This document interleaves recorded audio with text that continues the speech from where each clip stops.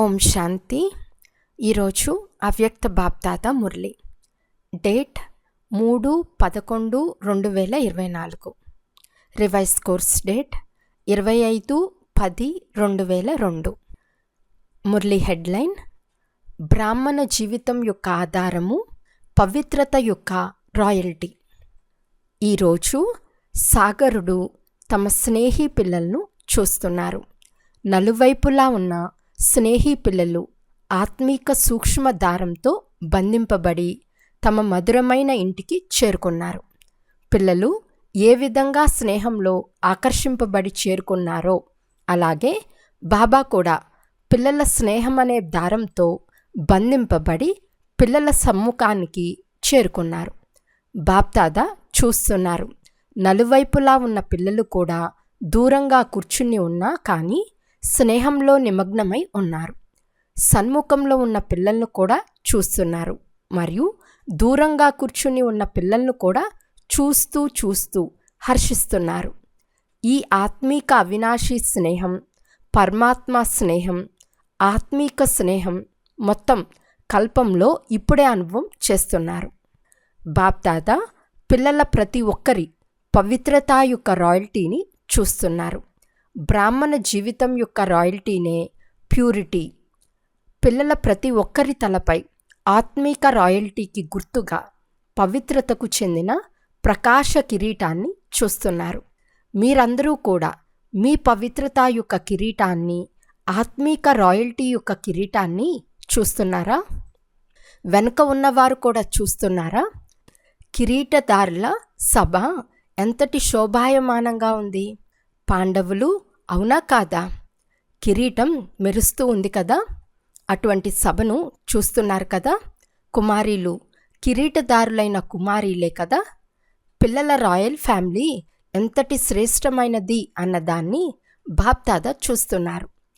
మీ అనాది రాయల్టీని గుర్తు తెచ్చుకోండి. ఆత్మలైన మీరు పరంధామంలో ఉన్నప్పుడు కూడా ఆ ఆత్మరూపంలో కూడా మీ ఆత్మీక రాయల్టీ విశేషమైనది. ఆత్మలందరూ కూడా లైట్ రూపంలో ఉంటారు. కానీ మీ మెరుపు సర్వాత్మల్లో కల్లా శ్రేష్టమైనది. పరంధామం గుర్తుకొస్తుందా? అనాది కాలం నుండి మీ మెరుపు శుద్ధ గర్వం అతీతమైనది. ఏ విధంగా ఆకాశంలో చూసి ఉంటారు కదా. సితారాలన్నీ మెరుస్తూ ఉంటాయి. అన్నిట్లోనూ ప్రకాశం ఉంటుంది. కానీ అన్ని సితారాల్లోకి కొన్ని విశేషమైన సితారాల మెరుపు అతీతంగా మరియు ప్రియంగా ఉంటుంది. అలాగే ఆత్మలందరి మధ్యలో మీ ఆత్మల మెరుపు, ఆత్మిక రాయల్టీ, ప్యూరిటీ యొక్క మెరుపు అతీతమైనది. గుర్తొస్తూ ఉంది కదా. ఆ తర్వాత ఆది కాలంలోకి రండి. ఆది కాలంను గుర్తు చేసుకున్నట్లయితే ఆది కాలంలో కూడా దేవతా స్వరూపంలో ఆత్మీక రాయల్టీ యొక్క పర్సనాలిటీ ఎంత విశేషమైనదిగా ఉంది. మొత్తం కల్పంలో దేవతా స్వరూపంలో ఉన్న రాయల్టీ మరెవరికైనా ఉండేదా? ఆత్మీక రాయల్టీ, ప్యూరిటీ యొక్క పర్సనాలిటీ గుర్తుంది కదా. పాండవులకు కూడా గుర్తుందా? గుర్తొచ్చిందా? ఆ తర్వాత మధ్యకాలంలోకి వస్తే మధ్యకాలమైన ద్వాపరం నుండి మొదలుకొని మీ పూజ చిత్రాలను ఏవైతే తయారు చేస్తారో ఆ చిత్రాల రాయల్టీ మరియు పూజ యొక్క రాయల్టీ ద్వాపరం నుండి ఇప్పటి వరకు మరే చిత్రానికైనా ఉందా? చిత్రాలైతే చాలామందివి ఉన్నాయి. కానీ ఇటువంటి విధిపూర్వకమైన పూజ మరే ఆత్మలకైనా ఉందా? ధర్మపితలైన, నేతలైన, అభినేతలైన చిత్రాలైతే అందరివి తయారవుతాయి. కానీ చిత్రాలలోని రాయల్టీని మరియు పూజలోని రాయల్టీని ఎవరిదైనా చూసారా? డబల్ విదేశీలు తమ పూజను చూసారా? మీరు చూసారా లేక కేవలం విన్నారా? ఇటువంటి విధిపూర్వకమైన పూజ మరియు చిత్రాలలోని మెరుపు, ఆత్మీకత మరెవ్వరికి ఇంతవరకు లేదు మరియు ఉండదు కూడా. ఎందుకని? అది పవిత్రత యొక్క రాయల్టీ, పవిత్రత యొక్క పర్సనాలిటీ. అచ్చా, మీ పూజను చూసుకున్నారా? చూడకపోతే చూడండి. ఇప్పుడు చివరకు అనగా సంగమ యుగానికి వచ్చినట్లయితే సంగమంలో కూడా మొత్తం విశ్వంలో పవిత్రత యొక్క రాయల్టీనే బ్రాహ్మణ జీవితానికి ఆధారం. పవిత్రత లేకపోతే ప్రభు ప్రేమ యొక్క అనుభవం కూడా ఉండదు. పరమాత్ముని సర్వప్రాప్తుల అనుభవం ఉండదు. బ్రాహ్మణ జీవితం యొక్క పర్సనాలిటీ పవిత్రత, మరియు పవిత్రతయే ఆత్మిక రాయల్టీ. కనుక ఆది అనాదిలో, ఆది మధ్యాంతాల్లో, మొత్తం కల్పంలో ఈ ఆత్మిక రాయల్టీ ఉంటూ ఉంది. మరి మిమ్మల్ని మీరు చూసుకోండి. దర్పణం అయితే మీ అందరి వద్ద ఉంది కదా. దర్పణము అంటే అద్దం ఉందా? చూసుకోగలరా? మరి చూసుకోండి. మా లోపల పవిత్రత యొక్క రాయల్టీ ఎంత శాతం ఉంది? మా ముఖంలో పవిత్రతతో కూడిన మెరుపు కనిపిస్తుందా? నడవడికలో పవిత్రతతో కూడిన శుద్ధ గర్వం కనిపిస్తుందా? శుద్ధ గర్వం అనగా నశ. నడవడికలో ఆ శుద్ధ గర్వం అనగా ఆత్మిక నశ కనిపిస్తుందా? మిమ్మల్ని మీరు చూసుకున్నారా? చూసుకునేందుకు ఎంత సమయం పడుతుంది? ఒక క్షణం కదా. మరి అందరూ స్వయాన్ని చూసుకున్నారా? కుమారీలు, మెరుపు, శుద్ధ గర్వం ఉన్నాయా? మంచిది. అందరూ లేవండి, నిలబడండి. కుమారీలు ఎరుపు రంగు పట్టీలు వేసుకుని ఉన్నారు. దానిపై ఏకవ్రత అని రాసి ఉంది. సుందరంగా అనిపిస్తుంది కదా. ఏకవ్రత యొక్క అర్థమే పవిత్రత యొక్క రాయల్టీ. మరి ఏకవ్రత పాఠాన్ని పక్కా చేసుకున్నారా? అక్కడికి వెళ్ళి మళ్ళీ కచ్చాగా అవ్వకూడదు. మరియు కుమారుల గ్రూప్ లేవండి. కుమారుల గ్రూప్ కూడా బాగుంది. కుమారులు మనసులో ప్రతిజ్ఞ పట్టీని ధరించారు. కుమారీలు బయటకు కూడా ధరించారు. ఏ ప్రతిజ్ఞ పట్టీని ధరించారంటే సదా అనగా నిరంతరం పవిత్రత యొక్క పర్సనాలిటీలో ఉండే కుమారులము అని. అటువంటి వారే కదా. అవును అని చెప్పండి. అవునా లేక కాదా? లేకపోతే అక్కడికి వెళ్ళి కొంచెం కొంచెం డీలా అయిపోయాము అని ఉత్తరం రాశారా? అలా చేయకండి. ఎప్పటి వరకైతే బ్రాహ్మణ జీవితంలో జీవించి ఉండాలో అప్పటి వరకు సంపూర్ణ పవిత్రంగా ఉండాల్సిందే. అటువంటి ప్రతిజ్ఞను చేశారా? పక్క ప్రతిజ్ఞ అయితే చేయి ఊపండి. టీవీలో మీ ఫోటో తీస్తున్నారు. ఎవరైతే డీలా అవుతారో వారికి ఈ చిత్రాన్ని పంపుతాము. అందుకే డీలా అవ్వకండి, పక్కాగా ఉండండి. అవును, పక్కాగా ఉన్నారు. పాండవులైతే పక్కాగా ఉంటారు. పక్కా పాండవులు. చాలా మంచిది.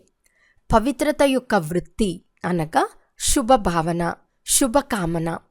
ఎవరు ఎలా ఉన్నా కానీ పవిత్ర వృత్తి అనగా శుభభావన, శుభకామన మరియు పవిత్ర దృష్టి అనగా సదా ప్రతి ఒక్కరిని ఆత్మీక రూపంలో చూడటం లేక ఫరిస్తా రూపంలో చూడటం.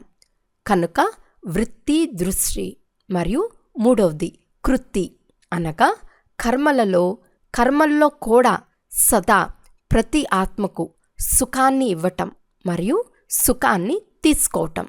ఇది పవిత్రతకు గుర్తు. వృత్తి, దృష్టి మరియు కృతి మూడిట్లోనూ ఈ ధారణ ఉండాలి. ఎవరు ఏం చేసినా గాని, దుఃఖాన్ని ఇచ్చినా గాని, అవమానపరిచినా కానీ మన కర్తవ్యం ఏమిటి? దుఃఖాన్ని ఇచ్చేవారిని ఫాలో చేయాలా లేక బాప్దాదాను ఫాలో చేయాలా? ఫాలో ఫాదర్ చేయాలి కదా. మరి బ్రహ్మబాబా దుఃఖాన్ని ఇచ్చారా లేక సుఖాన్ని ఇచ్చారా? సుఖాన్ని ఇచ్చారు కదా. మరి మాస్టర్ బ్రహ్మ అయిన మీరు అనగా బ్రాహ్మణ ఆత్మలు ఏం చేయాలి? ఎవరైనా దుఃఖాన్ని ఇస్తే మీరేం చేస్తారు? మీరు దుఃఖాన్ని ఇస్తారా, ఇవ్వరా? ఒకవేళ వారు చాలా దుఃఖాన్ని ఇస్తే, చాలా నిందిస్తే, చాలా అవమానపరిస్తే కొంచెమైతే ఫీల్ అవుతారా లేక ఫీల్ అవ్వరా? కుమారీలు ఫీల్ అవుతారా? కొంచెం. ఫాలో ఫాదర్ చేయండి. నా కర్తవ్యం ఏమిటి అన్న దాని గురించి ఆలోచించండి. వారి కర్తవ్యాన్ని చూసి మీ కర్తవ్యాన్ని మర్చిపోకండి. వారు నిందిస్తున్నారు, మీరు సహనశీల దేవతలుగా అవ్వండి. మీ సహనశీలతతో నిందించేవారు కూడా మిమ్మల్ని ఆలింగనం చేసుకుంటారు. సహనశీలతలో ఇంతటి శక్తి ఉంది. కానీ కొద్ది సమయం అయితే సహించాల్సి ఉంటుంది. కనుక మీరు సహనశీలత దేవతలు మరియు దేవీలు కదా, అంతేనా? సదా ఇదే స్మృతిలో ఉంచుకోండి. నేను సహనశీలతా దేవతను, నేను సహనశీలతా దేవిని.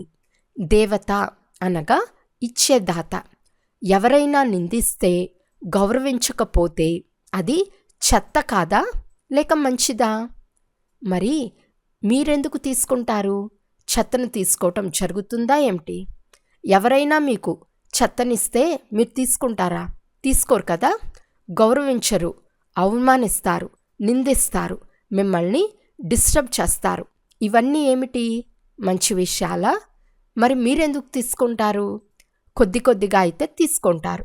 అయ్యో తీసుకోకుండా ఉండాల్సింది అని తర్వాత ఆలోచిస్తారు. కనుక ఇప్పుడిక తీసుకోకూడదు. తీసుకోవటము అనగా మనస్సులో దాన్ని ధారణ చేయటం, ఫీల్ అవటం.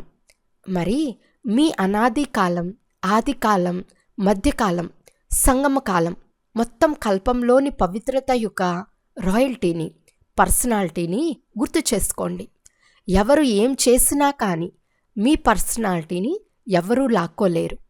ఈ ఆత్మిక నశ ఉంది కదా, డబల్ విదేశీలకైతే డబల్ నశ ఉంది కదా. డబల్ నశ ఉందా? అన్ని విషయాల్లోనూ డబల్ నశ. పవిత్రతలో కూడా డబల్ నశ. సహనశీలత దేవీ దేవతలుగా అవటంలో కూడా డబల్ నశ. డబల్ ఉంది కదా. కేవలం అమరులుగా ఉండండి. అమర్ భవ అన్న వరదానాన్ని ఎప్పుడు మర్చిపోకండి. అచ్చా, ప్రవృత్తిలో ఉన్నవారు అనగా యుగళ్ళు.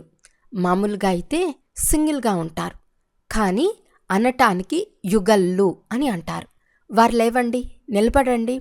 యుగళ్ళైతే చాలామంది ఉన్నారు, కుమారీలైతే తక్కువ మంది ఉన్నారు. కుమారుల కంటే యుగళ్ళు ఎక్కువ మంది ఉన్నారు. యుగల్ మూర్తి అయిన బాప్దాదా మీ అందరికీ ప్రవృత్తిలో ఉండమనే డైరెక్షన్ను ఎందుకని ఇచ్చారు? మీకు యుగల్గా ఉండేందుకు అనుమతిని ఎందుకు ఇచ్చారు? ప్రవృత్తిలో ఉండమనే అనుమతిని ఎందుకు ఇచ్చారో తెలుసా? ఎందుకంటే యుగల్ల రూపంలో ఉంటూ ఈ మహామండలేశ్వరులను మీ పాదాలపై ఉంగేటట్లుగా చేయాలి. అంతటి ధైర్యం ఉందా? వాళ్ళంటారు కలిసి ఉంటూ పవిత్రంగా ఉండటం కష్టము అని. కానీ మీరేమంటారు? కష్టమా లేక సహజమా? చాలా సహజం. పక్కానా? లేకపోతే ఒకసారి ఈజీగా ఒకసారి లేజీగా ఉంటారా? అందుకే బాప్దాదా డ్రామానుసారంగా మిమ్మల్ని అందరినీ ప్రపంచం ముందు, విశ్వం ముందు ఉదాహరణగా తయారు చేశారు. వారితో ఛాలెంజ్ చేసేందుకు ఇలా ఉదాహరణగా చేశారు.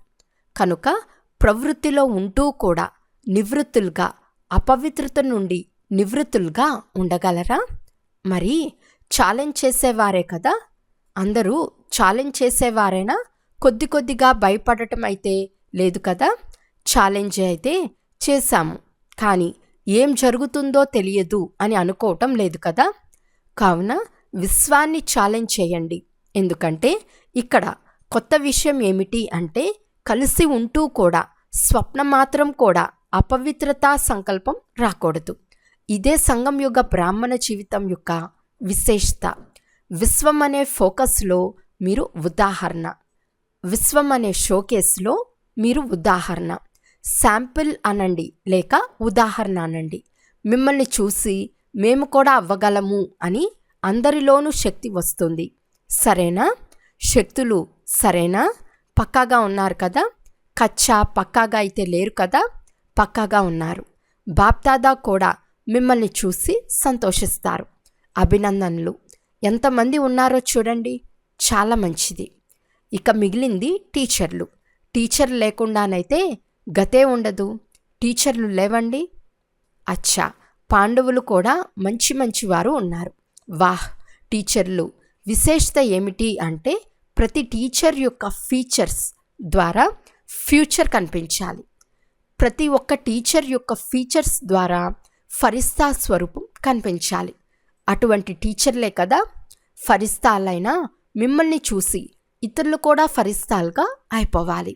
ఎంతమంది టీచర్లు ఉన్నారో చూడండి. విదేశీయుల గ్రూప్లో కూడా టీచర్లు చాలామంది ఉన్నారు. ఇప్పుడైతే కొద్దిమందే వచ్చారు. ఎవరైతే రాలేదో వారిని కూడా బాప్దాదా గుర్తు చేస్తున్నారు. మంచిది. ఇప్పుడు టీచర్లందరూ కలిసి ఒక ప్లాన్ తయారు చేయండి. అదేమిటి అంటే తమ నడవడిక మరియు ముఖం ద్వారా బాబాను ఎలా ప్రత్యక్షం చేయాలి. పరమాత్మ సర్వవ్యాపి అని ప్రపంచంలోని వారు అంటారు, కానీ మీరు వారు సర్వవ్యాపి కారు అని అంటారు. కానీ బాప్దాదా అంటారు, ఇప్పుడు సమయానుసారంగా ప్రతి టీచర్లోనూ బాబా ప్రత్యక్షంగా కనిపించినట్లయితే వారు సర్వవ్యాపిగానే కనిపిస్తారు కదా. ఎవరిని చూసినా వారిలో బాబాయే కనిపించాలి. ఆత్మ అనేది పరమాత్మ ముందు దాగిపోవాలి మరియు పరమాత్మయే కనిపించాలి. ఇది వీలవుతుందా? అచ్చా, దీని తారీఖు ఏమిటి? తారీఖు అయితే ఫిక్స్ అవ్వాలి కదా. మరి దీని తారీఖు ఏమిటి? ఎంత సమయం కావాలి? ఇప్పటి నుండే మొదలు పెడతాము. మొదలు పెడతారా? మంచి ధైర్యం ఉంది. ఎంత సమయం కావాలి? 2002 సంవత్సరం అయితే నడుస్తుంది. ఈ 2000ల్లో ఎంతవరకు చేస్తారు? కనుక టీచర్లు ఈ అటెన్షనే పెట్టాలి. కేవలం ఇప్పుడు బాబాలో నేను లీనమై ఉన్నట్లు కనిపించాలి. నా ద్వారా బాబా కనిపించాలి. ప్లాన్ను తయారు చేస్తారు కదా.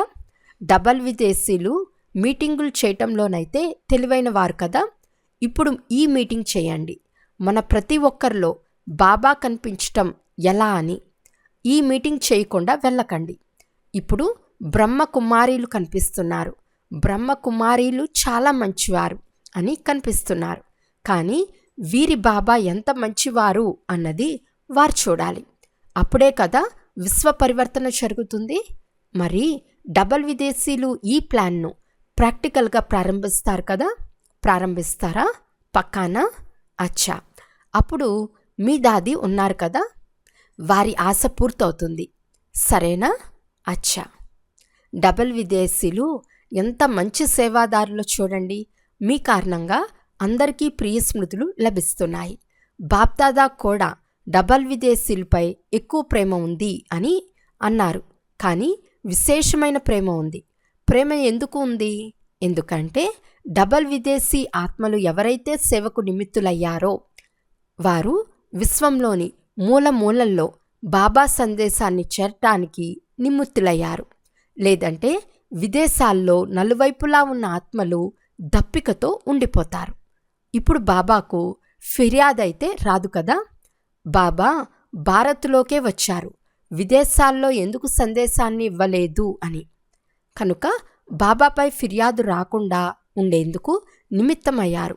మరియు జానకి దాదీకైతే సందేశం అందకుండా ఏ దేశమూ మిగిలిపోకూడదు అని చాలా ఉల్లాసం ఉంది. మంచిది. బాబాపై వచ్చే ఫిర్యాదును తొలగిస్తారు కదా. కానీ జానకి దాది సహచరులను చాలా అలసిపోయేటట్లు చేస్తారు కదా. జయంతి అలసిపోయేటట్లయితే చేయటం లేదా? కానీ ఈ అలసటలో కూడా ఆనందం ఇమిడి ఉంది. పదే పదే ఏంటది అని ముందనిపిస్తుంది. కానీ ఎప్పుడైతే భాషణ చేసి ఆశీర్వాదాలను తీసుకువస్తారో అప్పుడు ముఖం మారిపోతుంది. మంచిది. ఇద్దరు దాదీల్లోనూ ఉల్లాస ఉత్సాహాలను పెంచే విశేషత ఉంది. మీరు శాంతిగా కూర్చోలేరు. ఇప్పుడు ఇంకా సేవ అయితే మిగిలి ఉంది కదా. ఒకవేళ మ్యాప్ పెట్టుకుని చూస్తే భారత్లోనైనా లేక విదేశాల్లోనైనా ఒకవేళ మ్యాప్లో ఒక్కొక్క స్థానానికి రైట్ పెట్టుకుంటూ వెళ్తే ఇప్పటికీ కొన్ని దేశాలు మిగిలిపోయి ఉన్నాయి అన్నది కనిపిస్తుంది. అందుకే బాప్దాదా సంతోషిస్తున్నారు కూడా, మరియు ఎక్కువ అలసిపోయేటట్లు చేయకండి అని కూడా చెప్తున్నారు. మీరంతా సేవలో సంతోషంగా ఉన్నారు కదా. ఇప్పుడు ఈ కుమారీలు కూడా టీచర్లుగా అవుతారు కదా. ఎవరైతే టీచర్గా ఉన్నారో వారు టీచరే, కానీ ఎవరైతే టీచర్గా లేరో వారు టీచర్గా అయ్యి ఏదో ఒక సెంటర్ను సంభాలిస్తారు కదా, హ్యాండ్స్గా తయారవుతారు కదా. డబల్ విదేశీ పిల్లలకైతే 2 పనులు చేసే అభ్యాసం అయితే ఉండనే ఉంది. ఉద్యోగం కూడా చేస్తారు, సెంటర్ను కూడా సంభాలిస్తారు. అందుకే బాప్దాదా డబల్ అభినందనలు కూడా ఇస్తారు. అచ్చా, నలువైపులా ఉన్న అతి స్నేహి అతి సమీప ఆత్మలు సదా ఆదికాలం నుండి ఇప్పటి వరకు రాయల్టీ యొక్క అధికారులు సదా తమ ముఖము మరియు నడవడిక ద్వారా పవిత్రతా మెరుపును చూపించేవారు. సదా స్వయం సేవ మరియు స్మృతిలో తీవ్ర పురుషార్థం ద్వారా నెంబర్ 1గా అయ్యేవారు. సదా బాబా సమానంగా సర్వశక్తుల సర్వగుణాల సంపన్న స్వరూపంలో ఉండేవారు. అన్ని వైపులా ఉండే ఇటువంటి పిల్లలు ప్రతి ఒక్కరికి బాప్దాదా యొక్క ప్రియ స్మృతులు మరియు నమస్తే. పిల్లలందరి తరపు నుండి బాప్దాదాకు ప్రియ స్మృతులు మరియు నమస్తే నమస్తే నమస్తే. విదేశీ ముఖ్య టీచర్ అక్కయ్యలతో అందరూ సేవా ప్లాన్ను చాలా మంచివి తయారు చేస్తారు కదా. ఎందుకంటే సేవా సమాప్తమైన తర్వాతే మీ రాజ్యం వస్తుంది కనుక సేవా సాధనం కూడా తప్పనిసరి. కానీ అది మనసా కూడా ఉండాలి, వాచా కూడా ఉండాలి. ఈ రెండు కలిపి ఉండాలి. సేవ మరియు స్వామున్నతి రెండు కలిసి ఉండాలి. ఇటువంటి సేవా సఫలతను సమీపంగా తీసుకువస్తుంది. మరి సేవకు నిమిత్తులుగా అయితే ఉండనే ఉన్నారు మరియు అందరూ తమ తమ స్థానాల్లో సేవను చాలా బాగా చేస్తున్నారు కూడా. ఇకపోతే ఇప్పుడు ఏ పనినైతే ఇచ్చామో దానికి సంబంధించిన ప్లాన్ను తయారు చేయండి. దాని కొరకు స్వయంలో మరియు సేవలో ఏ వృద్ధి కావాలి, ఏమేమి చేర్చాలి అన్నదాన్ని ప్లాన్ తయారు చేయండి. ఇకపోతే బాప్దాదా సేవాదారును చూసైతే తప్పకుండా సంతోషిస్తారు. సేవా కేంద్రాలన్నీ బాగా ఉన్నతిలోకి వెళ్తున్నాయి కదా. ఉన్నతి ఉంది కదా, మంచిది. అంతా మంచిగా జరుగుతుంది కదా, జరుగుతూ ఉంది మరియు మున్ముందు కూడా జరుగుతుంది. కేవలం ఇప్పుడు చేయవలసింది ఏమిటి అంటే విడివిడిగా చల్లాచెదురై ఉన్నవారి సంఘటన చేసి వారిని పక్కా చేయండి. అందరి ముందు ప్రాక్టికల్ రుజువును చూపించండి.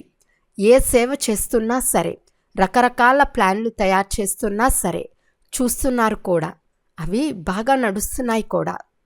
ఇప్పుడు ఇక వారందరి గ్రూపుల్లో ఒకదాన్ని ఎదురుగా తీసుకురండి. సేవకు రుజువు ఇప్పుడు మొత్తం బ్రాహ్మణ పరివారం ముందుకు రావాలి, సరేనా? ఇకపోతే అందరూ మంచివారు, చాలా మంచివారు. అచ్చా, బాప్దాదా ఓం శాంతి చెప్పారు. ఈరోజు వరదానము 3 స్మృతుల తిలకం ద్వారా శ్రేష్ఠ స్థితిని తయారు చేసుకునే అచల్ అడోల్ భవ. బాప్దాదా పిల్లలందరికీ 3 స్మృతుల తిలకాన్ని ఇచ్చారు. ఒకటేమో స్వాస్మృతి, ఇంకొకటి బాబా స్మృతి మరియు శ్రేష్ఠ కర్మల కొరకు డ్రామా స్మృతి.